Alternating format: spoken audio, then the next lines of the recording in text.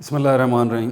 कैसे हैं भैया आप लोग? रटना नहीं है, समझना है। Syntax book board matric Pakistan study new book ये रही, ठीक है। ये शुरू करने जा रहे हैं अल्लाह की रहमत से। सबसे पहले सॉरी, काफ़ी टाइम बाद जो है वापसी हुई है, लेकिन बस मसरूफियत क्या करें। Chapter number 1 ideological basis of Pakistan. पहले भी बताया है कि हमेशा बुक को अपने सामने रखें। लेक्चर नोट करने के लिए कुछ आपके पास होना चाहिए, क्योंकि मैं लेक्चर बनाता हूँ, वीडियोस बनाता हूँ बिल्कुल बुक के मुताबिक। तो बुक आप अपने सामने रखें, इसकी इंडेक्स आप अपने सामने रख लें, तो आपको पता लग जाएगा कि इसमें टोटल 13 चैप्टर हैं। चैप्टर नंबर 1 जो है आइडियोलॉजिकल बेसिस ऑफ पाकिस्तान, वो हम करने जा रहे हैं। उसके बाद मेकिंग ऑफ पाकिस्तान है, constitutional development in Islamic republic of Pakistan है, land and climate of Pakistan है, रिसोर्सेज ऑफ पाकिस्तान है, इंडस्ट्रियल डेवलपमेंट इन पाकिस्तान है, द पॉपुलेशन ऑफ पाकिस्तान है, culture of Pakistan, education in Pakistan, Pakistan a welfare state, a civic life in Pakistan, protection of human rights, protection of citizens rights and the role of institution. Chapter 13 तमाम हुआ चाहता है, 13 chapters हो गए। ये clear कर दूं मैं आप लोगों को बात, आप किसी भी क्लास में हैं, 9th में है, मैट्रिक में, या इवन छोटी क्लासेस में भी हैं, आप माशाल्लाह बाशऊर हैं, फर्स्ट ईयर में हैं, इंटर में, आप एंट्री टेस्ट की तैयारी कर रहे हैं, सीएसएस की तैयारी कर रहे हैं, पीसीएस की तैयारी कर रहे हैं, या आप किसी भी गवर्नमेंट जॉब के टेस्ट की तैयारी कर रहे हैं, चाहे आप जेईएसटी की तैयारी कर रहे हैं, पीएसटी की तैयारी कर रहे हैं, ये लेक्चर्स आपके लिए बेहद मुफीद हैं। इतना ज़बरदस्त सब्जेक्ट है पाकिस्तान स्टडीज़, यकीन कीजिए आप। लेकिन बदकिस्मती हमारी ये है कि इसको दिमाग का दर्द बना दिया गया है ना। तो बहरहाल कोशिश करेंगे इसको समझाने की, और आपको बड़ा मज़ा आएगा इसको समझने में। 2 चीज़ों को ज़हन नशीन कर लीजिए आप। जल्दबाजी का काम नहीं है, ठीक है, जल्दबाजी का काम नहीं है, पहली बात। दूसरी बात, लेक्चर्स को कम से कम 2 दफ़ा तो आपको देखना चाहिए। तीसरी बात, आपको ड्राइंग भी करनी पड़ेगी, थोड़ी नक्शे भी बनाने पड़ेंगे, और लेक्चर को तो लाजमी आपने नोट करना है। चौथी बात, पाकिस्तान स्टडी को अगर आपने समझना है, मुताल्ला है पाकिस्तान को, तो उसके लिए आपको हिस्ट्री के ऊपर ग्रिप होनी चाहिए, नंबर 1। नंबर 2, आपको ज्योग्राफी आनी चाहिए, जोग्राफिया। और नंबर 3, आपको पॉलिटिक्स की नो हाउ होनी चाहिए। ये 3 सब्जेक्ट्स ऐसे हैं कि जब तक आप इन पे ग्रिप नहीं करेंगे ना, आपको पाकिस्तान स्टडी समझ में नहीं आएगी, ठीक है। तो आइडियोलॉजिकल बेसिस ऑफ पाकिस्तान, इसको तो मैं अभी 1 मिनट में समझा दूंगा आपको, लेकिन हम इसकी तरफ तो आएंगे बाद में, ठीक है। पाकिस्तान को ज़रा समझ लीजिए आप, पाकिस्तान आइडियोलॉजिकल ऑफ बेसिस। इसके बाद हमारे पास चैप्टर नंबर 2 है ना, creation of Pakistan, making of Pakistan. Pakistan बना, पाकिस्तान बना कहाँ बना भाई? पहली बात, किन्होंने बनाया, ये बात अहम है। पाकिस्तान बनाया मुस्लिम्स ने। कहाँ के मुस्लिम्स थे ये? इंडिया के मुस्लिम्स थे। सवाल ये पैदा होता है, इंडिया में मुस्लिम्स आए कहाँ से? ज़रा इस बात को समझिए, ये बड़ा अहम क्वेश्चन है। पहले तो आपको ये पता होना चाहिए ना, इंडिया में मुसलमान आ कैसे गए। कुछ बच्चे हिंदू कम्युनिटी से भी हैं जो मुझे सुन रहे होंगे, तो इस बात को जहन में रखिएगा कि ये हिस्ट्री है, ठीक है। तो इसमें मकसद आपको हकाइक बताना है, किसी की दिल आज़ारी नहीं है, किसी को परेशान करना मकसद नहीं है, ठीक है। आप इख्तिलाफ़ भी कर सकते हैं कमेंट में कि नहीं ऐसा था, ऐसा आपने बता दिया, इस्लाह कीजिए, आपकी बड़ी मेहरबानी होगी। और अगर किसी को तकलीफ़ होती है, परेशानी होती है, उसकी दिल आज़ारी होती है, तो भाई मैं उससे पहले सॉरी बोल लेता हूँ, ठीक है, क्योंकि मैं भी तालिब इल्म हूँ, मिस्टेक हो सकती है, हो सकता है आप सही हो, मैं गलत हूँ। बहरहाल तो इस तरह ही मामला आगे चलता है। तो आगे चलते हैं। हो सकता है कुछ बच्चे इंडिया से सुन रहे हों मुझे, ठीक है, तो ये बात जहन में रखिएगा। बहरहाल आगे चलते हैं। तो इंडिया में मुसलमान आ कैसे गए, ये बड़ा अहम क्वेश्चन है, आपको इस बात का पता होना चाहिए, पहली बात। दूसरी बात, मुसलमान आए कहाँ से, ये तो सबको पता है। मुसलमान कहाँ से आए? आप बोलेंगे मक्का, या फिर और आगे चलें तो सऊदिया अरब, सऊदिया अरब। ये नाम बाद में रखा गया, पहले इसका नाम था हिजाज। बहरहाल हिजाज, सऊदी अरब या मक्का, वहाँ पर पहले मुस्लिम कौन थे? सबसे पहले मुस्लिम, सारे तो मुसलमान नहीं थे मक्के में, आपको पता है, सारे बुतों की पूजा करने वाले थे, ठीक है। तो वहाँ पर उन नॉन मुस्लिम्स के अंदर जो बुतों की पूजा करते हैं, जो अल्लाह ताला को एक नहीं मानते, वादउला शरीक नहीं मानते, उनके बहुत सारे खुदा हैं, वहाँ पर उस जगह पर एक शख्सियत हज़रत मोहम्मद सल्लल्लाहु अलैहि वसल्लम तशरीफ़ लाती हैं। आप आए, ठीक है, हज़रत Muhammad peace be upon, first Muslim, peace be upon him, हज़रत मोहम्मद सल्लल्लाहु अलैहि वसल्लम।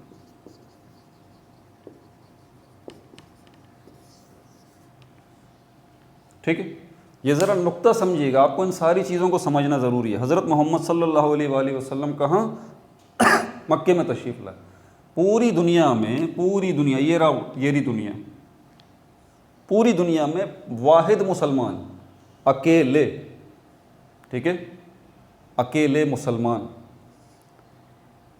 उसके बाद आप एक मुसलमान थे तो फिर दो हुए, 2 से 4 मुसलमान हुए, 4 से 8 हुए, 16 हुए, 32 हुए, 64 हुए, 128 हुए, 256 हुए, 512 हुए, और आज दुनिया में तेज़ी से फैलने वाला मज़हब इस्लाम है। और दुनिया में तकरीबन लगभग 56 कंट्रीज़ हैं, 56 कंट्रीज़। मुसलमानों की तादाद की तो बात आप छोड़ दीजिए, 56 कंट्रीज़ जो हैं यहाँ पर मुसलमान आबाद हैं, जो मुस्लिम कंट्रीज़ हैं। नॉन मुस्लिम कंट्रीज़ के अंदर भी बहुत बड़ी तादाद मुसलमानों की है। तो पहले तो ये बात समझिए कि इंडिया के अंदर मुसलमान आए कैसे, कहाँ से? मक्के से इंडिया। देखें, ज्योग्राफी आ जाती है ना, तो यहाँ से पहले मुसलमान और उसके बाद आगे सिस्टम चला। ये कनेक्शन आपको जोड़ना ज़रूरी है, आपको पता होना चाहिए कि इंडिया में मुसलमान आए कैसे। इसको भी डिस्कस करेंगे आगे, बड़ी तवील बात है। आप सल्लल्लाहु अलैहि वसल्लम क्या हैं? आखिरी नबी अल्लाह के। नबूवत का सिलसिला ख़त्म हो गया, 1,24,000 पैगंबर अल्लाह ताला ने इंसानों की हिदायत के लिए भेजे ज़मीन पर। उनमें कुछ रसूल थे, कुछ नबी थे, कुछ पैगंबर थे।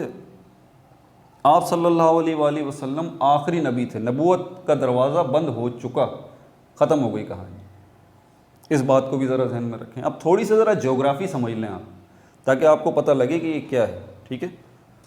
ज्योग्राफी का समझना बहुत ज़्यादा ज़रूरी है। आगे चलते हैं अब इसमें, हटाऊँ इसको।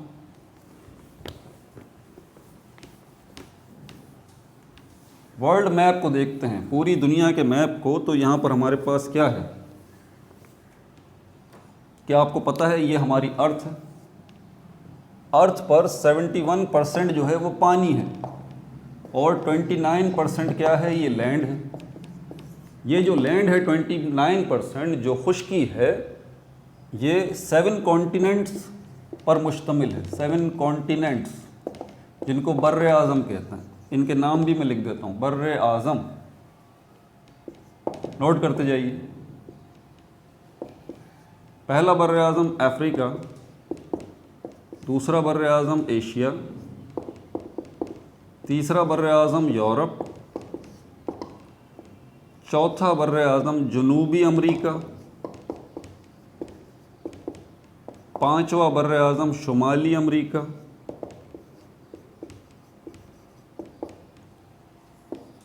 छठा बर्र आज़म ऑस्ट्रेलिया, और सातवां बर्र आज़म, बच्चों को ही पता है, एंटार्कटिका। एंटार्कटिका।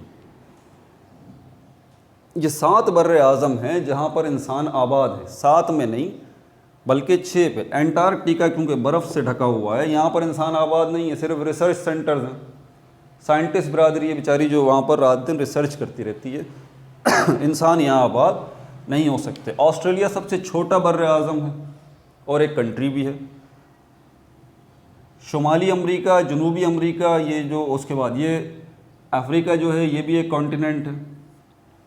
एशिया ये भी कॉन्टिनेंट है। यूरोप कॉन्टिनेंट, यहाँ पर बहुत सारे, अफ्रीका बहुत सारी कंट्रीज़ से मिलके बना है, एशिया बहुत सारी कंट्रीज़ से मिलके बना है, यूरोप भी बहुत सारी कंट्रीज़ से मिलके बना है।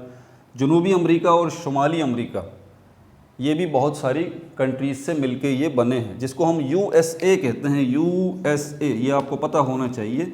इसके फुल वर्ड्स बनते हैं यूनाइटेड स्टेट्स ऑफ अमेरिका। ये एक कंट्री है। क्या है ये एक कंट्री है, ये एक मुल्क है। और यकीनन अगर ये मुल्क है, ये कंट्री है, तो ये किसी ना किसी बर्र-ए-आज़म में तो आएगा ना, किसी ना किसी कॉन्टिनेंट में तो होगा। या तो ये मुल्क अफ्रीका में होगा, या एशिया में होगा, या यूरोप में होगा, या जनूबी अमेरिका में होगा, या शुमाली अमेरिका में होगा। ये मैं आपको बता दूं, ये USA जो है ये शुमाली अमेरिका में। शुमाल और जनूब में आपको क्लियर कर दूं ज़रा, इनको हम उर्दू और इंग्लिश में क्या कहते हैं, ये भी साथ साथ आपको पता होना चाहिए। वर्ल्ड मैप या कोई भी मैप जब आप देखते हैं ना, आप एक बात याद रखिए, 4 डायरेक्शंस हैं, 4 डायरेक्शंस हैं। ये डायरेक्शन सबसे टॉप वाली जो डायरेक्शन है ना, ये शुमाल होती है, जिसको हम कहते हैं नॉर्थ। हमेशा नॉर्थ मतलब शुमाल, नोट करते जाइए। और बिल्कुल इसके अपोजिट जो सामने होती है वो क्या होती है, साउथ, यानी कि जुनूब। क्लियर हो गई बात। अब ये नॉर्थ साइड पे शुमाली, ये जो जनूबी अमेरिका है ये बर्र-ए-आज़म, और शुमाली अमेरिका है ये बर्र-ए-आज़म। अब आपके लिए बड़ी आसानी हो गई। टॉप पे आ जाता है नॉर्थ और सामने आ जाता है साउथ। इनके पेयर्स होते हैं, ये आपने मैग्नेट पे भी देखा होगा, N-S, नॉर्थ साउथ। नॉर्थ के या शुमाल के बिल्कुल राइट हैंड साइड पे, देखिए मेरा राइट हैंड साइड है, यहाँ पर क्या है, यहाँ पर ईस्ट है, जिसको मशरिक कहते हैं, मशरिक। और बिल्कुल इसके अपोजिट यहाँ पर क्या है, ये वेस्ट कहलाता है, जिसको मगरिब कहते हैं। ये कोई भी आप वर्ल्ड मैप ले लें, कोई भी मैप लें, सबसे टॉप पोर्शन जो होगा नॉर्थ होगा, हमेशा याद रखें, और उसका अपोजिट होगा साउथ होगा। और इसका राइट हैंड साइड पे क्या होगा, ईस्ट होगा, लेफ्ट हैंड साइड पे क्या होगा, वेस्ट होगा। अब यहाँ पर जब मैं कह रहा हूँ जनूबी अमेरिका और शुमाली अमेरिका, ये 2 बर्र-ए-आज़म हैं, तो ये कहाँ पर होने चाहिए आपके ख्याल में? एग्जैक्टली शुमाली अमेरिका जो है, क्या है, शुमाल, नॉर्थ, ये इस साइड पे होगा, ये रहा। इसको हम कहते हैं नॉर्थ अमेरिका इंग्लिश में, शुमाली अमेरिका, नॉर्थ अमेरिका, NA कर दिया। और साउथ जुनूब, जनूबी अमेरिका, बन गया कनेक्शन, ये रहा इस जगह पे। जनूबी अमेरिका, जुनूब किसको कहते हैं, साउथ को, तो ये साउथ अमेरिका। याद रहे ये कॉन्टिनेंट हैं। इसमें जो हमारे पास ये नॉर्थ अमेरिका है, USA, उसका एक मुल्क है, ये रहा USA। समझ में आ गई बात आपको? क्लियर है, कोई परेशानी? तो ये 2 कॉन्टिनेंट मैंने आपको बता दिए। ये जो हमारे पास नॉर्थर्न अमेरिका है या शुमाली अमेरिका है, इसमें USA आ जाता है, इसमें कनाडा आ जाता है, इसमें मैक्सिको आ जाता है। 3 मुल्कों के नाम मैंने आपको बता दिए जो नॉर्थर्न अमेरिका या शुमाली अमेरिका में आते हैं। जनूबी अमेरिका, अगर आप फुटबॉल से लगाव रखते हैं तो आपको बड़ी मशहूर टीमें हैं इसकी, जनूबी अमेरिका की, साउथ अमेरिका की। कौन कौन सी? चिली है, चिली का नाम सुना होगा, चिली भी यहाँ पर साउथ अमेरिका में है। वेनेजुएला भी यहाँ पर साउथ अमेरिका में है, ब्राज़ील भी यहाँ पे साउथ अमेरिका में है। समझ में आ गई बात? तो ये ब्राज़ील, चिली, वेनेजुएला, ठीक है, ये सारे मुल्क यहाँ पर आते हैं साउथ अमेरिका में। क्लियर हो गया? अब कौन से हमारे पास कॉन्टिनेंट रह गए, ये तो हो गया। हमारी लोकेशन क्या है, हम इंडिया और उसको देखना चाहते हैं, किसको, इंडिया और मक्के को, हिजाज को, क्योंकि इंडिया में मुसलमान आए कहाँ से, इस सवाल से हटिएगा नहीं, कहाँ से, एग्जैक्टली जहाँ मुसलमानों का ओरिजिन हुआ है, मक्के में। क्लियर हो गई ना बात? हमें वो लोकेट करना है, ज़रा इसको समझना ज़रूरी है। अच्छा, उसके बाद फिर हमारे पास क्या है, ये अफ्रीका आ जाता है। अफ्रीका किस जगह पर है, ये इस जगह पर, ये अब मैं थोड़ा सा हटा रहा हूँ, ये इस जगह पे, ये अफ्रीका आ जाता है, अफ्रीका, ये रहा कॉन्टिनेंट। ठीक है, ये भी हो गया। अब चलते हैं यूरोप की तरफ। यूरोप किस जगह पर है, यूरोप इस जगह पर, ये मैं साथ में बना रहा हूँ, ये रहा, ये आ गया यूरोप। अब अफ्रीका के अंदर भी बहुत सारी कंट्रीज़ हैं। आपको पता है कौन कौन सी हैं? इजिप्ट, मिस्र आ जाता है सबसे पहले इसके अंदर, इजिप्ट, मिस्र आ जाता है, सूडान, अलजायर, चैड, ये सारी अफ्रीकन कंट्रीज़ हैं। अब कौन सा रह गया? शुमाली अमेरिका, जनूबी अमेरिका हो गया, अफ्रीका भी हो गया, और उसके बाद हमारे पास यूरोप भी हो गया। यूरोप के अंदर कौन कौन सी कंट्रीज़ आती हैं? 25, 26, 27 कंट्रीज़ हैं। इंग्लैंड, बेल्जियम, फ्रांस, जर्मनी, ये जो सारे आप नाम सुनते हैं ना, ये सब कहाँ हैं? ये इस जगह पर है। ये सब यूरोपियन कंट्रीज़ कहलाती हैं। समझ में आ गई बात? इसकी भी तफसील देखेंगे। एंटार्क्टिका आप देख लें ज़रा, ये वाला। ऑस्ट्रेलिया किस जगह पर है? ऑस्ट्रेलिया की बात भी बाद में करता हूँ, ठीक है। ये साथ साथ मैप आप ड्रॉ करते रहें। उसके बाद ये एंटार्क्टिका ये किस जगह पर है? ये मैं आपको बता दूँ, ये इस जगह पर बिल्कुल टॉप पे ये रहा। पोल किसको कहते हैं? ये जो टॉप और बॉटम पोर्शन है ना हमारी अर्थ का, ये नॉर्थ पोल कहलाता है, ये साउथ पोल कहलाता है। पोल, POLE, नोट्स में डाल लीजिए। सारी चीज़ें आपको बहुत फ़ायदा देंगी, एंट्री टेस्ट वगैरह में, जगह जगह हर टेस्ट में फ़ायदा देंगी। ज़हन नशीन करें। तो ये पोल आ गया, ये नॉर्थ पोल हो गया, ये साउथ पोल हो गया। क्लियर हो गया? एंटार्क्टिका जो है वो नॉर्थ पोल में, ठीक है, और साउथ पोल में आर्कटिक ओशन है। इसको एंटार्क्टिक आर्कटिक कहते हैं। बस इतना याद रखिए, इससे ज़्यादा कुछ नहीं। यहाँ पर सारा साल बर्फ़ पड़ती रहती है। ये हो गया, ठीक है। अब आगे चलते हैं। और कौन सा? एंटार्क्टिका भी हो गया। दो रह गए अभी, एशिया और कौन सा? ऑस्ट्रेलिया। इनको मैंने आखिर में इसलिए छोड़ा है क्योंकि ये एक साथ हैं, थोड़ा सा फ़र्क है, एक साथ हैं। और ये बात भी समझने की ज़रूरत है कि एशिया को आखिर में, सबसे आखिर में क्यों डिस्कस कर रहा हूँ। उसकी वजह, एशिया में ही ये हमारे पास हिजाज़ या मक्का या सऊदी अरब है, इस एशिया में, और इसी में इंडिया है, और इसी इंडिया से पाकिस्तान को बनना है। कनेक्शन बन रहा है। अब यहाँ पे देखिए, एशिया सबसे बड़ा कॉन्टिनेंट है, ये रहा, ये रहा। बिल्कुल इसके इस साइड पर ये इंडिया आ जाता है, और ये साथ में पाकिस्तान है, और उसके साथ में यहाँ पर ईरान है, और ये इराक है, ठीक है ना। अभी साथ साथ में लिखता जाऊँगा, परेशान होने की ज़रूरत नहीं, इस तरह से बना है। और ईरान के साथ यहाँ पर इस जगह पर ये रहा सऊदिया, S.A, ये रहा, नज़र आ रहा है?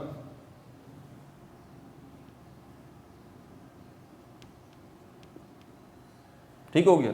ये इंडिया, इंडिया के साथ ये पाकिस्तान, पाकिस्तान के साथ ये ईरान, और अफ़गानिस्तान, सॉरी अफ़गानिस्तान। पाकिस्तान इस साइड पे ईरान, और पाकिस्तान के इस साइड पे अफ़गानिस्तान, और ये सऊदिया, और इस साइड पर ये इराक। आई बना दिया मैंने। क्लियर हो गई ये बात? अब यहाँ पर देखिए, ये है इंडिया, यहाँ पर है सऊदी अरब, और सऊदी अरब के भी ये बिल्कुल ये पोर्शन है ना छोटा सा, यहाँ पर जो है वो मक्का मदीना आबाद है, सऊदी आबाद, मक्का मदीना यहाँ पर है, इधर कोने में। यहाँ से ये आगे सिस्टम चला है, और यहाँ से मुसलमान इंडिया पहुँचे कैसे, ये एक बड़ी लंबी तारीख, ठीक है। उसका एक ब्रीफ ओवरव्यू दूंगा मैं, आप लोगों को बताऊंगा कि यहाँ से मुसलमान आगे कैसे पहुँचे, ठीक है। अच्छा, इंडिया के साथ ज़रा एक और चीज़ भी समझ लीजिएगा साथ। ये श्रीलंका, ये साथ में छोटा सा जजीरा है इस साइड पर, इंडिया के इस साइड पर छोटा सा जजीरा है श्रीलंका, और इंडिया के इस साइड पर ये जो है छोटा सा, ये नेपाल है, नेपाल, ठीक है। अब सारी चीज़ें लिख नहीं सकता, आप ज़हन नशीन करते रहें। इसी के साथ भूटान है, और पाकिस्तान का मशरिकी सूबा, जिसको मशरिकी पाकिस्तान कहते हैं, जो कि अब जो है वो बांग्लादेश बन चुका है, वो इस जगह पर है, इंडिया के इस जगह पर है। ये रहा, देख रहे हैं आप, पाकिस्तान यहाँ पर है, और जो पहले पाकिस्तान का हिस्सा था, मशरिकी पाकिस्तान जिसको कहते हैं, सूबा बंगाल जिसको कहते थे, या मशरिकी पाकिस्तान जिसको कहते थे, मौजूदा बांग्लादेश, देख रहे हैं आप, इंडिया के दूसरी साइड पर है। ये रहा, ये जो मेरी फिंगर है, ये रहा, ये रहा। तो कितना डिस्टेंस था, बीच में पूरा इंडिया आता है। यहाँ पर ये हमारे पास नेपाल आ गया, यहाँ पर भूटान आ गया, इसी साइड पर ऊपर जाएं तो फिर बर्मा आ जाता है, बर्मा, जिसको म्यांमार भी कहते हैं। बर्मा, बर्मा पुराना नाम है, मौजूदा नाम इसका म्यांमार है, ये इस जगह पर आ जाता है। ऊपर चलें तो यहाँ पर ये चाइना है, इसके ऊपर जाएं तो ये मंगोलिया है, और फिर ये रशिया आ जाता है। रशिया क्या आ जाता है? रशिया आ जाता है। बहरहाल इतना काफ़ी है अभी आप लोगों के लिए। परेशानी हो रही होगी मुझे पता है, वीडियो बैक करके ज़रा दोबारा ये नक्शा बनाएं, इस चीज़ को समझना ज़रूरी है। यहाँ से यहाँ तक ऑस्ट्रेलिया इस जगह पर है, ये रहा, ये ऑस्ट्रेलिया आ गया। इस पूरी ज्योग्राफी को आपको जहन में रखना बेहद ज़रूरी है। आखिर में मैं ये जो अफ्रीका याद रखें, दोबारा रिपीट कर देता हूँ। नॉर्थ साउथ हो गया, और साउथ के बिल्कुल राइट हैंड साइड पे ईस्ट हो गया, और यहाँ वेस्ट हो गया। ईस्ट मशरिक, मगरिब, जनूब, और ये शुमाल। क्लियर हो गई बात? अच्छा, फिर उसके बाद 7 कॉन्टिनेंट्स मैंने आपको बताया। 29% लैंड में ये हो गया, ये नॉर्थ अमेरिका है, ये साउथ अमेरिका है। उसके बाद ये यूरोप आ गया, ये अफ्रीका आ गया, ये एशिया है पूरा का पूरा, ये ऑस्ट्रेलिया है, और ये क्या है? एंटार्क्टिका, बिल्कुल नॉर्थ पोल के साथ। ये साउथ पोल, ये नॉर्थ पोल। कोई परेशानी? 7 कॉन्टिनेंट हो गए। इस नक्शे को ज़रा समझना आपको ज़रूरी है। अब आगे चलते हैं। यहाँ पर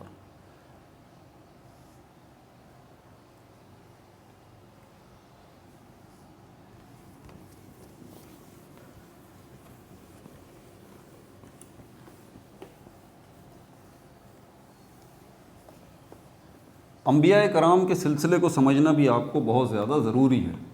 पाकिस्तान स्टडी के अंदर आपको पता होना चाहिए कि सबसे पहले जो है वो अल्लाह ताला ने किसे तख्लीक किया। सबसे पहले अल्लाह ताला ने किसे तख्लीक किया? आप सल्लल्लाहु अलैहि वसल्लम के नूर को तख्लीक किया अल्लाह ताला ने। आप सल्लल्लाहु अलैहि वसल्लम के नूर को सबसे पहले, जब ये कायनात नहीं बनी थी, ज़मीन आसमान फरिश्ते जन्नात कुछ भी नहीं था, सबसे पहले अल्लाह ताला ने अपने महबूब के नूर को तख्लीक किया। ये बात याद रखिएगा। इसके 4 हिस्से किए गए थे। 5 रिवायात मिलती हैं इसके हवाले से। वो तो खैर मैं अभी इसकी डिटेल जो है वो यहाँ पर नहीं बता सकता, हदीस में मौजूद है। सहाबा ने पूछा आप सल्लल्लाहु अलैहि वसल्लम से, अल्लाह ताला ने सबसे पहले किसे तख्लीक किया? आप सल्लल्लाहु अलैहि वसल्लम ने फरमाया, सबसे पहले अल्लाह ताला ने जो है वो मेरे नूर को तख्लीक किया, और उसके 4 हिस्से किए। कलम बनाया, अर्श बनाया, और तीसरा भी तो मुझे अभी याद नहीं आ रहा, ठीक है। और बाकी जितनी मखलूक़ात थी, बाकी जितने चाँद, सूरज, सितारे, सैयारे, वो सब आप सल्लल्लाहु अलैहि वसल्लम के नूर का ज़हूर हैं, ठीक है। अगर नॉन मुस्लिम सुन रहे हैं तो आप सुनिए, लेकिन ये है कि ये हमारे तो ईमान का हिस्सा है मुसलमानों के, इसलिए बच्चों को ये पता होनी चाहिए बात। उससे आगे चलें तो उसके बाद अल्लाह ताला ने जो है वो पहली मखलूक जो वो नूरी मखलूक तख्लीक की, नूरी, ठीक है। आप सल्लल्लाहु अलैहि वसल्लम का नूर तख्लीक हो गया, 4 हिस्से हो गए, और उसके बाद जो है वो कायनात बन चुकी, सूरज, चाँद, सितारे, सैयारे सब बन चुके। अब ज़रा मखलूक़ात की तरफ चलते हैं। नूरी मखलूक सबसे पहले अल्लाह ताला ने, नूरी वर्ड निकला है नूर से। नूर का मतलब होता है लाइट, यानी कि एंजल्स, फरिश्ते, नोट्स में डाल दीजिए। उसके बाद अल्लाह ताला ने जो दूसरी मखलूक पैदा की है वो क्या है? जिन, जिन्नात। इनको नारी मखलूक कहते हैं। नार अरबी में आग को कहा जाता है। इनको आग, फायर से जो है वो अल्लाह ताला ने तख्लीक किया था जिन्नात को। तीसरी जो तख्लीक अल्लाह ताला की थी वो क्या थी? ह्यूमंस, इंसान। ह्यूमंस इंसान थे, और इनको खाकी कहा जाता है। खाकी, खाकी, खाकी वर्ड निकला है खाक से, मतलब मट्टी, ठीक है। पहली मखलूक को लाइट से बनाया, यानी कि फ़रिश्तों को, दूसरी मखलूक जिन्नात को आग से तख्लीक किया, और तीसरी मखलूक ह्यूमंस को खाक या मट्टी से तख्लीक किया।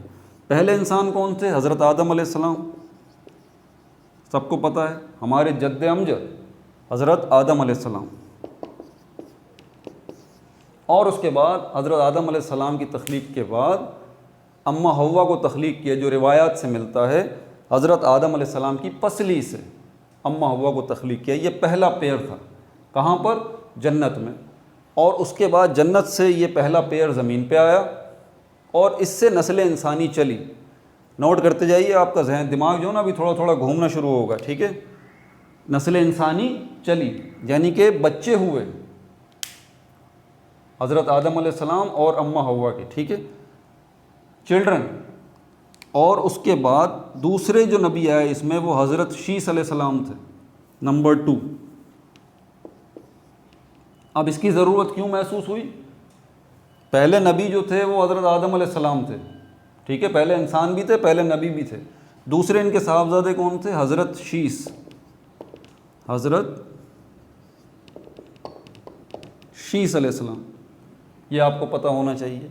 आगे चल के फिर तीसरे जो नबी आए वो हज़रत इदरीस थे, हज़रत इदरीस अलैहिस्सलाम। चौथे जो आए उसके बाद वो हज़रत नूह अलैहिस्सलाम, हज़रत नूह अलैहिस्सलाम। हज़रत नूह अलैहिस्सलाम दुनिया में जब आए, अल्लाह का पैगाम लोगों को पहुँचाया। अब यहाँ पर ज़रा आप समझ लीजिए कि ज़मीन पर जो जितनी आबादी थी, अब ज़मीन जो ना, ज़मीन इस पर जितने इंसान हैं, जितने जानवर हैं, चरिंद परिंद हैं, सबका सफाया होने वाला है अभी। हाँ, इस बात का ध्यान रखिएगा। हज़रत आदम अलैहिस्सलाम से लेके हज़रत शीस अलैहिस्सलाम, हज़रत इदरीस अलैहिस्सलाम, हज़रत नूह अलैहिस्सलाम का जो टाइम पीरियड आया है हिस्ट्री के अंदर, अब क्या होने जा रहा है? पूरी ज़मीन की सफाई होने जा रही है। क्यों? क्योंकि जहाँ पर हज़रत नूह अलैहिस्सलाम क्या करते थे?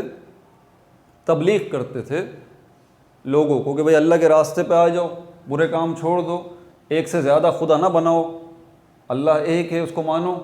लोग नहीं मानते थे। आखिर में क्या किया? हज़रत नूह अलैहिस्सलाम ने बद्दुआ फरमाई। कुछ लोग ईमान लेके आ गए थे इसमें, ठीक है, ये बात याद रहे। फैमिली मेंबर्स कुछ थे हज़रत नूह अलैहिस्सलाम के फैमिली मेंबर्स, और कुछ लोग जो फैमिली मेंबर्स नहीं थे, लगभग वो 40 लोग ऐसे थे।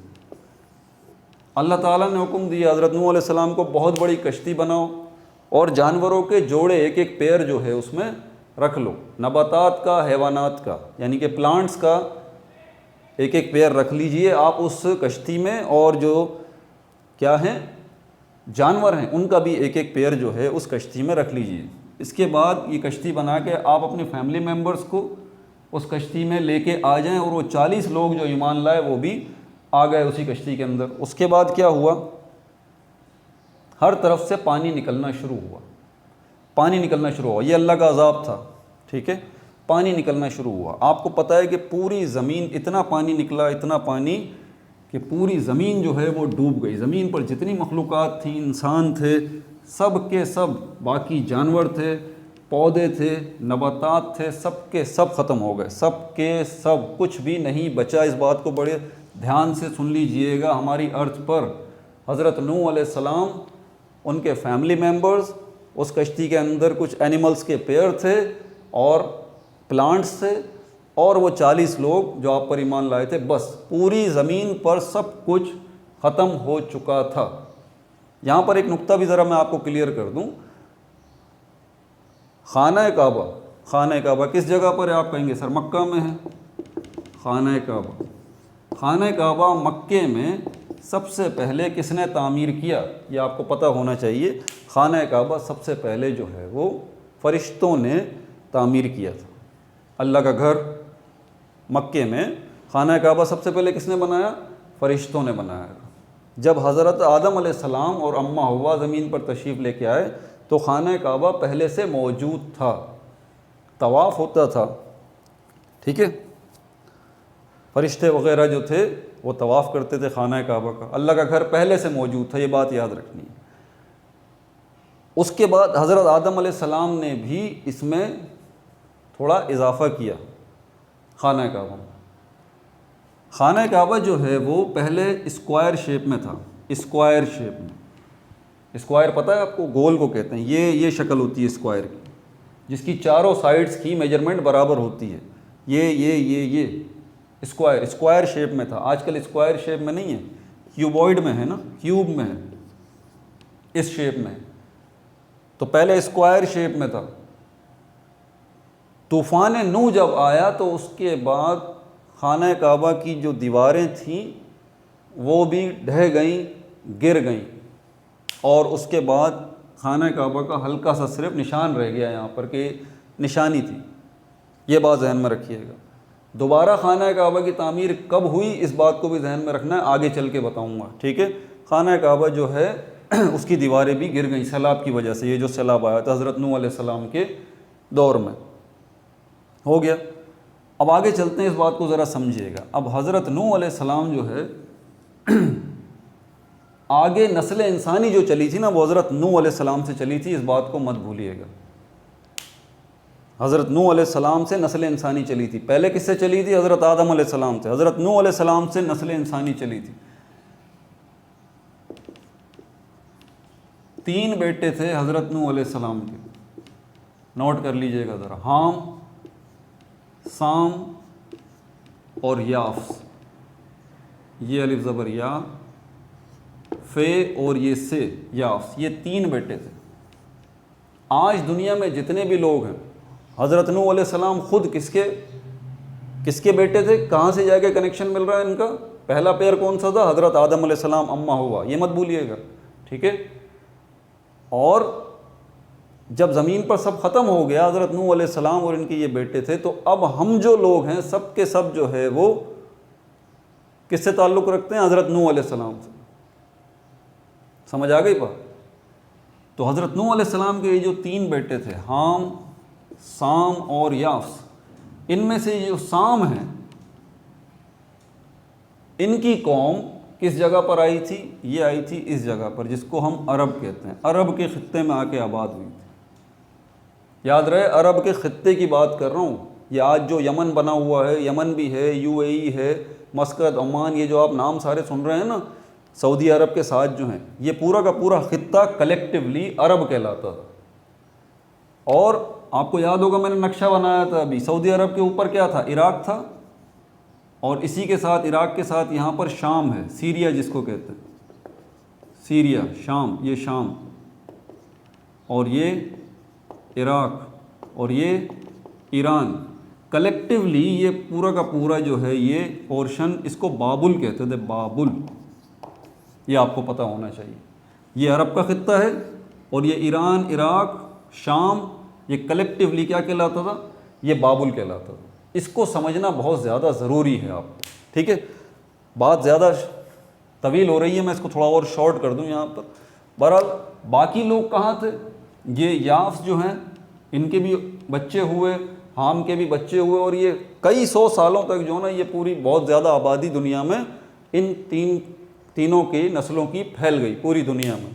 ये जो याफ्स थे और हाम थे, ये दोनों, ये किस जगह पे थे? ये इसको, जिसको बाबुल कहते हैं, ये मत भूलिएगा, नोट कर लें इसको, ज़हन नशीन कर लें। और बाबुल से हाम जो है, इसको कहते हैं बनी हाम, बनी साम, बनी साम, यानी कि साम की पूरी फैमिली। अब पूरी फैमिली से आप शायद समझ रहे होंगे 2, 4, 10, 12 लोग होंगे, ऐसी बात नहीं है भाई। बनी साम से मतलब ये है कि हज़ारों, लाखों की तादाद में लोग, जी लाखों की तादाद में, जो किसके थे? साम की। तो ये बनी साम कहलाती है। ये कहाँ पर आ गए? बाबुल से अरब में आके आबाद हो गए। ये कनेक्शन आपको जानना बहुत ज़्यादा ज़रूरी है, क्योंकि उसके बाद इन्हीं साम की फ़ैमिली में से, बनी साम की फ़ैमिली में से ही बाकी अंबिया कराम जो हैं वो मबऊस हुए हैं। आप जानना चाहेंगे ना, हज़रत आदम अलैहिस्सलाम हो गए, हज़रत शीस अलैहिस्सलाम हो गए, हज़रत इदरीस अलैहिस्सलाम, हज़रत नूह अलैहिस्सलाम, बाकी अंबिया कहाँ गए? हज़रत मूसा अलैहिस्सलाम, हज़रत ईसा अलैहिस्सलाम, हज़रत दाऊद अलैहिस्सलाम, सुलेमान अलैहिस्सलाम, ये भी तो है पूरा का पूरा कनेक्शन। ये कहाँ गया? ये कहाँ से आए? ये सब के सब जो है वो बनी साम इससे। और आखिरी नबी जो हैं हज़रत मोहम्मद सल्लल्लाहु अलैहि वसल्लम, हमारे नबी, वो भी साम की फ़ैमिली से ही, ठीक है। अब इससे आगे चलते हैं, ज़रा बताता हूँ और आपको ये याद रहे कि बहुत शॉर्ट करके बता रहा हूँ ये सारी तफसील।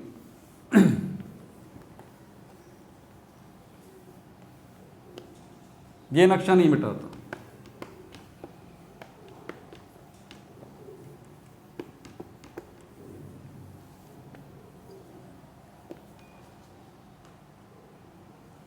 अब ज़रा डिटेल देखिएगा। हज़रत नूह अलैहिस्सलाम के बाद हज़रत आदम अलैहिस्सलाम हो गए, हज़रत शीस अलैहिस्सलाम हो गए, हज़रत इदरीस अलैहिस्सलाम, हज़रत नूह अलैहिस्सलाम। 5वें नंबर पर हज़रत इब्राहीम अलैहिस्सलाम, हज़रत इब्राहीम अलैहिस्सलाम। हज़रत इब्राहीम के 2 बेटे थे, हज़रत इस्माइल और हज़रत इसहाक हज़रत इसहाक अलैहिस्सलाम, हज़रत इस्माईल अलैहिस्सलाम जो हैं इनकी नस्ल से आगे जाके हज़रत मोहम्मद सल्लल्लाहु अलैहि वसल्लम, हज़रत मोहम्मद सल्लल्लाहु अलैहि वसल्लम आए। और कोई नबी नहीं आया हज़रत इस्माईल अलैहिस्सलाम की नस्ल में से। हज़रत इसहाक अलैहिस्सलाम की नस्ल में से हज़रत याकूब अलैहिस्सलाम आए, हज़रत याकूब अलैहिस्सलाम, ठीक हो गया, हज़रत याकूब अलैहिस्सलाम। आपके जहन में ये बात, आपके जहन में अब यहाँ पर ये 3-4 चीज़ें आनी चाहिए। आपको पता है 4 इस्लामी किताबें हैं, आसमान से 4 किताबें उतरी हैं ना, अलहामी किताबें 4 हैं। कौन कौन सी हैं? ज़बूर सबसे पहले, ठीक है, और उसके बाद क्या है? तौरात, उसके बाद क्या है? इंजील जिसको बाइबल कहते हैं,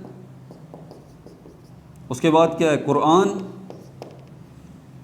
ये चौथी आखिरी आसमानी किताब तो आपको पता है कि हज़रत मोहम्मद सल्लल्लाहु अलैहि वसल्लम पे नाजिल हुई, हमारे पास महफूज है, अल्लाह ने इसकी हिफाजत का ज़िम्मा लिया।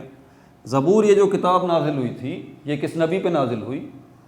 तौरात जो है ये नाजिल हुई, ये किस नबी पे नाजिल हुई? इंजील जो है जिसको बाइबल कहते हैं ये किस नबी पे नाजिल हुई? आपको ये पता होना चाहिए। ज़बूर जो है हज़रत दाऊद अलैहिस्सलाम,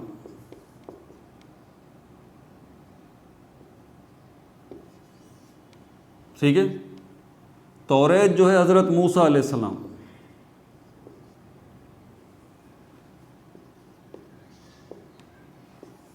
ठीक है। इंजील हज़रत ईसा अलैहिस्सलाम, और कुरान किस पे नाजिल हुआ? आप सल्लल्लाहु अलैहि वसल्लम, ठीक है।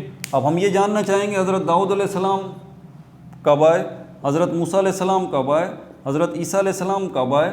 तो ये सारी डिटेल्स जो है वो आपको पता होनी चाहिए। हज़रत याकूब अलैहिस्सलाम के बाद इनके साहबजादे आपको पता है कौन? हज़रत यूसुफ अलैहिस्सलाम, हज़रत यूसुफ अलैहिस्सलाम। इससे आगे जो सिस्टम चलता है फिर आगे जाके हज़रत यूसुफ अलैहिस्सलाम के बाद, ये याद रहे कि याकूब जो हैं हज़रत याकूब अलैहिस्सलाम, इनका टाइटल था इसराइल। आप बुरा भला कहते हैं ना इसराइल के मुल्क को, इसराइलियों को, यहूदियों को, नाम सुना है ना, इसराइल इसराइल इसराइल। तो ये पता होना चाहिए आपको कि ये इसराइल जो है हज़रत याकूब अलैहिस्सलाम का नाम था, ठीक है। और इसी से बनी इसराइल, ये बड़ी अहम चीज़ है, ज़रा नोट्स में डाल लीजिए। बनी इसराइल ये क्या है? बनी इसराइल मतलब हज़रत याकूब अलैहिस्सलाम की कौम सारी की सारी, ठीक है। हज़रत इसहाक के बाद हज़रत याकूब, हज़रत यूसुफ अलैहिस्सलाम, ये जो टाइम पीरियड है ना, ये 3। आपको पता है हज़रत याकूब अलैहिस्सलाम के 12 साहबजादे थे, उसमें से एक जो हज़रत यूसुफ अलैहिस्सलाम थे। आपने सूरह कुरान शरीफ में भी देखा है, सूरह यूसुफ मौजूद है, पूरा किस्सा अल्लाह ताला ने बयान किया हज़रत यूसुफ अलैहिस्सलाम का, बहुत खूबसूरत है। ये इस नक्शे को देखें ज़रा आप। आपको याद है मैंने शुरू में जो नक्शा बनाया था उसके अंदर मैंने एशिया दिखाया था आपको, ये एशिया था, इसके साथ मैंने अफ्रीका दिखाया था, ये अफ्रीका बनाया था, एशिया और अफ्रीका। एशिया के अंदर कौन कौन सी कंट्रीज़ थी? ये रही, ईरान, इराक, शाम, अरब, उसके साथ क्या है? अफ़गानिस्तान, पाकिस्तान, इंडिया, भूटान, मालदीव, ये सब, ये पूरा का पूरा। इसी के साथ दूसरा कॉन्टिनेंट है, कौन सा? अफ्रीका। अफ्रीका का मुल्क है मिस्र। अफ्रीका का कौन सा मुल्क है? मिस्र है। यहाँ से ये जो है बाबुल जिसको कहते हैं, यहाँ से कहाँ गए? ये देखें, अब ये 2 नक्शे बन गए, परेशानी हो रही है। ये रहा, चलें ये अफ्रीका साथ बना दिया, और ये साथ में क्या है? ये मिस्र है। ये बाबुल से जो है मिस्र की तरफ गए थे कौन? हज़रत यूसुफ अलैहिस्सलाम। खैर ये एक लंबी डिटेल है कि हज़रत यूसुफ अलैहिस्सलाम जो है उनके भाई उनसे जो है वो हसद करते थे, और इसके बाद उनको ले गए घुमाने फिराने, और इस तरह जो है उनको कुएं में डाल दिया हज़रत यूसुफ अलैहिस्सलाम को। मिस्र का एक काफ़िला जो है यहाँ से जा रहा था, और उसके बाद कुएं में से जो है वो हज़रत यूसुफ अलैहिस्सलाम को उन्होंने निकाला, और उसके बाद मिस्र ले गए। फिर ये आगे एक बड़ी लंबी दास्तान है, किस तरह हज़रत यूसुफ अलैहिस्सलाम जो है वो आगे जाके उन्होंने जो है वो उस वक्त का बादशाह जो है यहाँ पर भी मिस्र में जो बादशाह था वो बहुत ज़्यादा जो है वो हज़रत यूसुफ़ अलैहिस्सलाम से जो है वो मुतासिर था, और आखिर में उसने हज़रत यूसुफ़ अलैहिस्सलाम को हुकूमत में हिस्सा भी दिया। ठीक है, तो ये एक बड़े ओहदे पर फाइज रहे हैं हज़रत यूसुफ़ अलैहिस्सलाम। इसी टाइम पीरियड में ये बनी इसराइल कौम जो है ना, ये इसी टाइम पीरियड में बनी थी, इस बात को मत भूलिएगा। ये बनी इसराइल कौम मिस्र में जो है हमारे पास, मिस्र में दो पोर्शन हैं, दो कौमें अब आबाद हो चुकी थी मिस्र में। एक तो मिस्री थे जो पहले से मौजूद थे मिस्र के अंदर, पहले से मौजूद थे। जब हज़रत यूसुफ़ अलैहिस्सलाम गए और इनकी फिर नस्ल आगे बढ़ने लगी, सारी की सारी ये बनी इसराइल कहलाई। तो यहाँ पर मिस्र में एक तो मिस्री लोग आबाद थे, इनको कुबती भी कहा जाता था, कुबती काफ से, और दूसरे कौन से थे आबाद, ये बनी इसराइल वाले।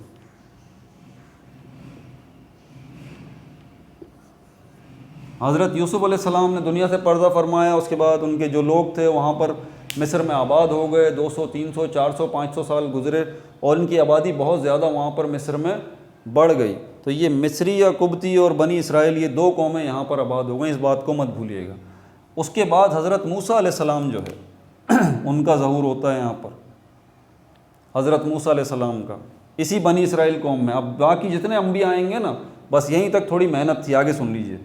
जितने भी अम्बिया आएंगे ना, अब हज़रत यूसुफ़ अलैहिस्सलाम के बाद हज़रत मूसा अलैहिस्सलाम आएंगे,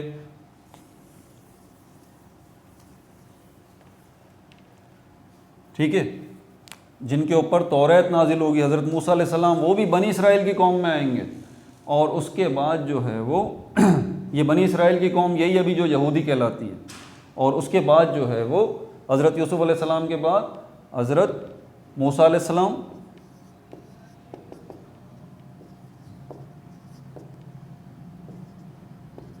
और उसके बाद बहुत शॉर्ट करके बता रहा हूँ, हज़रत दाऊद अलैहिस्सलाम, और उसके बाद तीसरे नंबर पर हज़रत सुलेमान अलैहिस्सलाम, सुलेमान अलैहिस्सलाम, तो ना है ना हज़रत सुलेमान अलैहिस्सलाम। तो ये हज़रत सुलेमान अलैहिस्सलाम हज़रत दाऊद के बेटे थे, ठीक है। तो बहरहाल ये भी नबी थे, ये भी नबी थे, ये भी नबी थे। हज़रत मूसा अलैहिस्सलाम को तौरात, हज़रत दाऊद अलैहिस्सलाम को ज़बूर, और उसके बाद हज़रत सुलेमान अलैहिस्सलाम आए, आप पे तो कोई किताब नाज़िल नहीं हुई थी। इसी तरह अम्बिया का सिलसिला आगे चलता रहा, चलता रहा, चलता रहा। और सेकंड लास्ट जो है कौन आए, हज़रत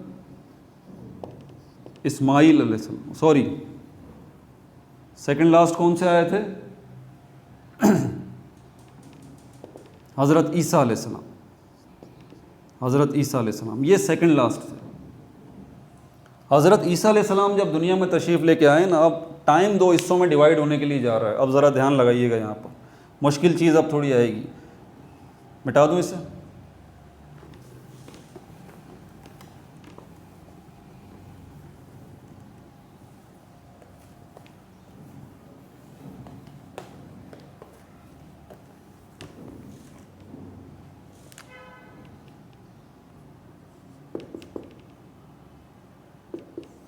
हज़रत ईसा अलैहिस्सलाम,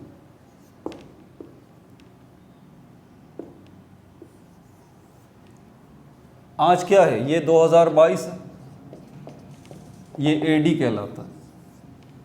2022 है तो 2022 से पीछे भी तो चलिए ना, 2021 भी तो होगा, 2020 भी तो होगा, 2019 भी होगा, 2018 भी होगा। 2022 में किसकी हुकूमत बनी है, नून लीग की ना।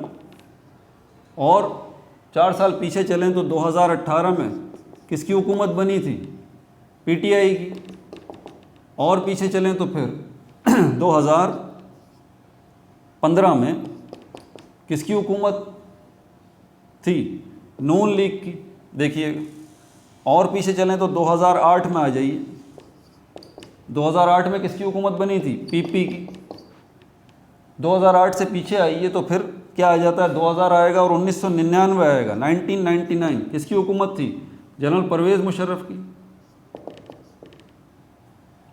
उससे पहले आप आ जाइए 1999 से कहाँ पर, 1996 तक किसकी हुकूमत थी, नवाज़ शरीफ की। फिर नून लीग को ले आइए, 1993 किसकी हुकूमत थी? पीपी, बेनज़ीर की हुकूमत थी, मोहतरमा बेनज़ीर भुट्टो की। उससे पीछे आ जाइए तो यहाँ पर 90 आ जाता है, किसकी हुकूमत थी? नून लीग की, नवाज़ शरीफ की हुकूमत थी।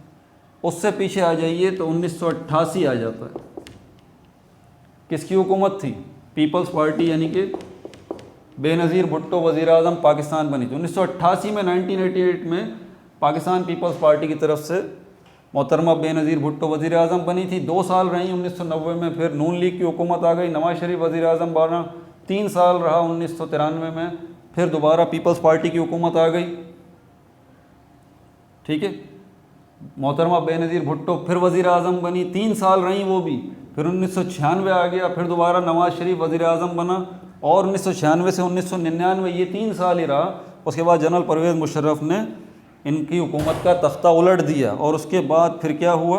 2008 तक जनरल परवेज़ मुशर्रफ की हुकूमत रही, और उसके बाद 2008 में इंतखाबात हुए, इलेक्शन हुए, पीपल्स पार्टी की हुकूमत बनी, और उसके बाद 2015 तक पीपल्स पार्टी की हुकूमत रही। 2015 के इलेक्शन में दोबारा क्या हुआ? नवाज़ शरीफ, नून लीग, नवाज़ शरीफ वज़ीर आज़म बना 2015 से 2018 तक, और 2018 में पीटीआई कामयाब हुई, और कौन वज़ीर आज़म बना? इमरान खान, जो कि अभी 2022 में चला गया, दोबारा नून लीग की हुकूमत आ गई। ये क्या चल रहा है सारा का सारा? ये एडी चल रहा है। अभी 1988 से आगे पीछे लेके चलता हूँ आपको, कहाँ तक जाएंगे हम? 1977, इस टाइम पीरियड को ले आइए। कौन था? जनरल ज़ियाउल हक, जनरल ज़िया 1977 में क्या थे ये? Chief of army staff. इन्होंने मुल्क में मार्शल लॉ लगा दिया था। उस वक्त 1977 में हुकूमत किसकी थी? पीपल्स पार्टी की हुकूमत थी, जुल्फ़िकार अली भुट्टो साहब की हुकूमत थी 1977 में, ठीक है। और आगे चलते हैं। हज़रत ईसा अलैहिस्सलाम से मैं आपको बता रहा हूँ, 2 हिस्सों में टाइम डिवाइड हो गया था। हज़रत ईसा अलैहिस्सलाम के दुनिया में तशरीफ़ लाने से, सेकंड लास्ट पैगंबर हैं, दुनिया में तशरीफ़ लाने से पहले जितना वक्त है हज़रत ईसा अलैहिस्सलाम से लेके से पहले जितना वक्त है हज़रत आदम अलैहिस्सलाम तक, सब का सब बीसी कहलाता है। बीसी के फुल वर्ड्स हैं बिफोर क्रिस्ट। बिफोर मतलब पहले, क्रिस्ट हज़रत ईसा अलैहिस्सलाम को कहा जाता है, यानी कि हज़रत ईसा अलैहिस्सलाम की पैदाइश से पहले जितना वक्त है हज़रत आदम अलैहिस्सलाम तक, वो सब बीसी कहलाता है। आपको याद है यूनानी पीरियड या ग्रीक पीरियड जो है, जो आप पढ़ते हैं उसमें बीसी लिखा हुआ है। एरिस्टोटल जो है वो बीसी टाइम पीरियड के अंदर है। तो बीसी टाइम पीरियड कौन सा है? याद रख लीजिए, हज़रत ईसा अलैहिस्सलाम दुनिया में तशरीफ़ नहीं लाया अभी। 300 बीसी, 200 बीसी, मिसाल के तौर पर 300 बीसी के अंदर जो है वो कौन था? सिकंदर आज़म। 500 बीसी, ये वो टाइम पीरियड है जब हज़रत ईसा अलैहिस्सलाम अभी दुनिया में तशरीफ़ नहीं लेके आए। हज़रत ईसा अलैहिस्सलाम की पैदाइश हुई, दुनिया में तशरीफ़ लाए, और उसके बाद का जितना वक्त है वो क्या कहलाया? पहले तो 0 AD कहलाया। एन AD के मतलब है एनो डोमिनी, एनो डोमिनी, ये लैटिन वर्ड है, एनो डोमिनी, ठीक है, AD। और इसको इंग्लिश में कहा जाता है in the name of our lord. 0 AD ये कौन सा साल है इसको मत भूलिएगा। मैंने कहा था 2022 AD है, 2022, ये जो ये साल चल रहा है हमारा 2022 AD। तो पीछे चलिए भाई, 2022 AD से 0 AD भी तो होगा ना, सोचने की बात है ना। 0 AD भी होगा। 2022 से मैं आपको पीछे लेके आया था 2018, 2018 से 2015, 2015 से 2008, फिर 1999, 1996, 1993, 1990, 1988, 1988 जनरल ज़ियाउल हक का प्लेन क्रैश हुआ था बहावलपुर में। उससे पीछे आ जाइए, 1988, 1977 आ जाता, 1977 जनरल ज़ियाउल हक ने मार्शल लॉ लगाया था। हुकूमत किसकी थी? जुल्फ़िकार अली भुट्टो की। 1977 से पीछे आ जाइए, अब कौन सा टाइम पीरियड है? 1973। 1973 में जुल्फ़िकार अली भुट्टो पाकिस्तान के पहले वज़ीर आज़म बने थे 1973 में, बल्कि नहीं और पीछे आए, 1973 थोड़ी ना। 1973 में तो आइन दिया था जुल्फ़िकार अली भुट्टो ने, मौजूदा आइन जो है हमारा 1973 का आइन कहलाता है। 1971 में असल में वज़ीर आज़म पाकिस्तान बने थे। कौन? जुल्फ़िकार अली भुट्टो। पीपल्स पार्टी ने विन किया था। 1971 से पीछे आए तो 1969 बनता है। ये 2 साल कौन सा टाइम पीरियड रहा था? ये मार्शल लॉ का टाइम पीरियड रहा था। किसका? जनरल याह्या। 1969 से और पीछे आ जाइए आप, 1969 से पीछे आ जाइए, 69 से पीछे आ जाइए, 1958 आ जाता है, 58। ये टाइम पीरियड अयूब खान का है। उससे पीछे आ जाए 1958 से तो और 1957, 1956, 1956 जो है, और 1955, 54, 53, 52, 51 और पीछे हैं 1950 आ जाता है। फिर 49 आएगा 1949, फिर 1948 होगा, फिर 1947 होगा, 1947 AD, 1947। अब आप बता सकते हैं 1947 1947 क्या हुआ था? पाकिस्तान बना था। 1947 में पाकिस्तान बना था। अब मैं आसान सी बात पूछूं आपसे, अगर आपको ये AD और BC का कॉन्सेप्ट क्लियर है ना, तो आप मुझे सेकंड में बता देंगे। आसान सा सवाल है, जवाब दे दीजिए। हज़रत ईसा अलैहिस्सलाम के दुनिया में तशरीफ़ लाने के कितने साल बाद पाकिस्तान बना था? 1947 साल बाद पाकिस्तान बना। क्या कहा मैंने? 1947 साल बाद हज़रत ईसा अलैहिस्सलाम के दुनिया में आने से। 0 AD पे आए ना, 0 AD, ठीक है, 0 AD। तो 1947 साल बाद जो है पाकिस्तान बना था। क्लियर हो रही है? कनेक्शन बन रहा है। अब इसी टाइम पीरियड में हुजूर पाक सल्लल्लाहु अलैहि वसल्लम भी तो दुनिया में तशरीफ़ लाएँ। ये सेकंड लास्ट है ना, लास्ट भी तो अभी आएंगे। कौन से? 0 AD से 1 AD होगा, हज़रत ईसा अलैहिस्सलाम 1 साल के हो गए। 2 AD होगा, हज़रत ईसा अलैहिस्सलाम 2 साल के हो गए। 3 AD, 4 AD, 5 AD, 10 AD, 20 AD, 50 AD, 100 AD, 200, 300, 400, 500, 571 AD। ये वो साल है, यानी कि हज़रत ईसा अलैहिस्सलाम के दुनिया में तशरीफ़ लाने के 571वें साल आप सल्लल्लाहु अलैहि वसल्लम दुनिया में तशरीफ़ लाए। कहाँ? अरब में। किस जगह पर? मक्के में। फिर क्या हुआ? 571 AD से आगे सिस्टम चला है, जाहिर सी बात। 572 AD। अब मैं आपसे पूछूं 572 AD में जो है वो हुजूर पाक सल्लल्लाहु अलैहि वसल्लम की उम्र मुबारक क्या थी? आप बोलेंगे सर 1 साल थी। वेरी सिंपल, 1 साल थी। 573 AD में हुजूर पाक सल्लल्लाहु अलैहि वसल्लम की उम्र मुबारक क्या थी? आप बोलेंगे 3 साल थी। सॉरी, 2 साल, 2 साल। उसके बाद फिर क्या होगा? 610 AD होगा। कैलकुलेट कर लीजिए, ये लगभग 40 साल बनते हैं। ये पता है कौन सा साल है? 610 AD। आप सल्लल्लाहु अलैहि वसल्लम ने ऐलान नबूवत किया था, डेक्लेरेशन ऑफ प्रॉफिटहुड। इस वक्त आपकी उम्र मुबारक लगभग 40 साल थी। उसके बाद क्या हुआ? 622 AD आया, 622 AD। ये वो साल है जब हुजूर पाक सल्लल्लाहु अलैहि वसल्लम ने अल्लाह के हुक्म से मक्के से मदीने की तरफ हिजरत की थी, याद है? और इसी साल से हमारा हिजरी साल शुरू होता है। 622 AD से हमारा हिजरी साल शुरू होता है, हिजरी साल। थक गए तो वीडियो बंद कर दें भाई, दोबारा भी देखनी है आपको, 2-3 दफ़ा देखनी है। बहुत कुछ है इसके अंदर अभी नोट करने वाला, अभी तो कुछ भी नहीं बताया,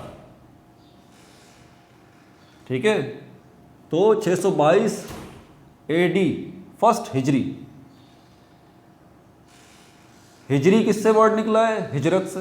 जब आप सल्लल्लाहु अलैहि वसल्लम ने मक्के से मदीने की तरफ हिजरत की। ये बहुत जो है वो बड़ा इवेंट था इस्लाम की तारीख का। फिर क्या हुआ? 623 AD आया, 624 AD आया, 625 AD, 632 AD, 632 AD। अब मैं आपसे पूछता हूँ 632 AD और 622 AD कितना फ़र्क है? आसानी से कैलकुलेट कर लें, लगभग 10 साल बनते हैं, लगभग 10 साल। 622 से 632 आपको पता है, और हिजरी कितना बनेगा? 10 हिजरी लगभग, है ना? 10 और 11 हिजरी बनेगा, 10 और 11 हिजरी का टाइम होगा। आपको साल के हिसाब से बता दूँ, ज़रा इंटरेस्टिंग बात नोट कर लीजिएगा। ये ईसवी साल और शमसी साल क्या होता है, या कमरी साल क्या होता है? ज़मीन सूरज के गिर्द चक्कर लगाती है कितने? 365 दिनों में। पूरे 365 दिनों में नहीं, ज़मीन जो सूरज के गिर्द चक्कर लगाती है ये 1 साल कहलाता है। इसमें कम भी हो सकता है, 364.5, 364.6 ये होता है। इसी वजह से हर 4 साल बाद 1 साल लीप ईयर कहलाता है, जिसमें आपका फरवरी जो है वो कितने दिनों का होता है? 29 दिनों का होता है, 29 डेज़ का होता है। हर 5वां साल लीप ईयर कहलाता है और उसमें फरवरी जो है वो 29 दिनों का होता है, 29 डेज़ का। ये कौन सा सिस्टम है? ये सारा का सारा जो है वो ईसवी कहलाता है, हज़रत ईसा अलैहिस्सलाम से सिस्टम ईसाइयों ने बनाया है ना। ईसाई वर्ड किससे निकला है? हज़रत ईसा अलैहिस्सलाम से। तो ये कैलेंडर जो है वो इसको समझ लीजिएगा। ज़मीन सूरज के गिर्द कितने दिनों में चक्कर मुकम्मल कर रही है? 365 दिनों में लगभग। ये किनका निज़ाम है? ये ईसाइयों का निज़ाम है। आजकल दुनिया में यही चल रहा है। मुसलमानों का निज़ाम क्या है? मुसलमानों का निज़ाम ये नहीं है कि ज़मीन सूरज के गिर्द कितने दिनों में मुकम्मल करती है एक चक्कर, बल्कि चाँद जो है, चाँद ज़मीन के गिर्द, चाँद भी तो ज़मीन के गिर्द घूम रहा है ना, तो कितने दिनों में घूमेगा? चाँद जो है ज़मीन के गिर्द 355 दिनों में, 355 डेज़। आपको पता है इस्लामी साल जो है वो छोटा है, 355 डेज़ का है, 355 दिनों का इस्लामी साल बनता है। क्यों? इस्लामी साल जो है वो ज़मीन के सूरज पे घूमने पे नहीं है, बल्कि चाँद जो है वो ज़मीन के गिर्द 355 दिनों में अपना चक्कर मुकम्मल करता है। ये एक इस्लामी साल कहलाता है। समझ में आ रही है बात आपको? यानी कि 10 दिनों का फ़र्क है, 365 355 फ़र्क आ गया। यही वजह है कि अभी जो है वो हमारे पास क्या चल रहा है? हिजरी मेरे ख्याल में 342-43 है, ओ सॉरी 1442-43 हिजरी चल रहा है। एडी कौन सा चल रहा है? 2022। फ़र्क समझ में आ रहा है? बहरहाल आगे चलते हैं। तो ये यहाँ पर अब जो है वो डेट्स में लिखूंगा नहीं, मैं थक गया भाई ये डेट्स वगैरह लिख लिख के। आगे मैं आपको ज़रा और कनेक्शन बता दूं इसका, क्योंकि डिटेल्स बाकी जो है ना फिर मैं आगे इसमें नहीं जाऊंगा, फिर मैं थोड़ा आगे बढ़ूंगा। 632 AD आप सल्लल्लाहु अलैहि वसल्लम में दुनिया से पर्दा फरमाया। ये लगभग 11 हिजरी बनती है, देख लें 11 हिजरी। उसके बाद 632 से 634 पहले खलीफा हज़रत अबू बकर सिद्दीक जो है वो खलीफा बने आप सल्लल्लाहु अलैहि वसल्लम के बाद। पहले खलीफा हज़रत अबू बकर सिद्दीक। 632 से 634 तक, 634 तक 2 साल खलीफा रहे, फिर आपका इंतकाल हो गया। उसके बाद दूसरे खलीफा आए 634 में, 634 में हज़रत उमर फ़ारूक। 10 साल का टाइम पीरियड है आपका, दूसरे खलीफा है। बहुत सारी फतूहात हुई। ये जो मैंने अभी मैप बनाया था ना, याद है? फिर दोबारा मैप बनाना पड़ेगा। सऊदिया से या अरब से या मक्के मदीने से मुस्लिम आर्मीज़ निकल गई थी बाहर। लेफ़्ट राइट मुल्क याद आ रहे हैं? शाम, इराक याद आ रहा है? वीडियो बैक करें या देखें, आपने ड्राइंग की होगी, आपको सऊदिया के साथ नज़र आ रहा है ईरान, और ऊपर शाम नज़र आ रहा है, आपको इराक नज़र आ रहा है। ये सारे जो मुल्क थे ये सब ईरानियों के पास थे या रोमियों के पास थे। ये उस वक्त की 2 सुपर पावर्स थी। जैसे आज की 2 सुपर पावर है ना, अमेरिका और रशिया, पता है ना आपको? ये उस वक्त की 2 सुपर पावर्स थी, ईरानी और रोमी। सऊदिया के एक साइड पे ईरान था और दूसरी साइड पर रोम था, और रोम के सूबे थे। ये सूबे थे, ये जो हम देखते हैं ना, शाम, सीरिया है, इराक है, ठीक है, उर्दन है, ये सब के सब सूबे थे, छोटे छोटे शहर थे सल्तनत रोमा के। बहरहाल तो उसके बाद 644 AD आ गया। बहरहाल इससे आगे जो है वो मैं इंशाल्लाह नेक्स्ट वीडियो में बताऊंगा भाई। अभी मैं भी खुद थोड़ा सा थक गया, ठीक है? तो इसको हम दोबारा कंटिन्यू करेंगे, मिस मत कीजिएगा। बार बार कह रहा हूँ, 2 दफ़ा वीडियो देखें, 3 दफ़ा वीडियो देखें, धीरे धीरे लेक्चर्स को नोट करें। आपकी ज़िंदगी के इतने फ़ायदेमंद चीज़ें हैं जो बनाने जा रहा हूँ अभी, आपको बहुत फ़ायदा होगा। आप बहुत दुआएं देंगे मुझे, ठीक है? अपना बहुत ज़्यादा ख्याल रखिएगा। No like no subscribe, only share.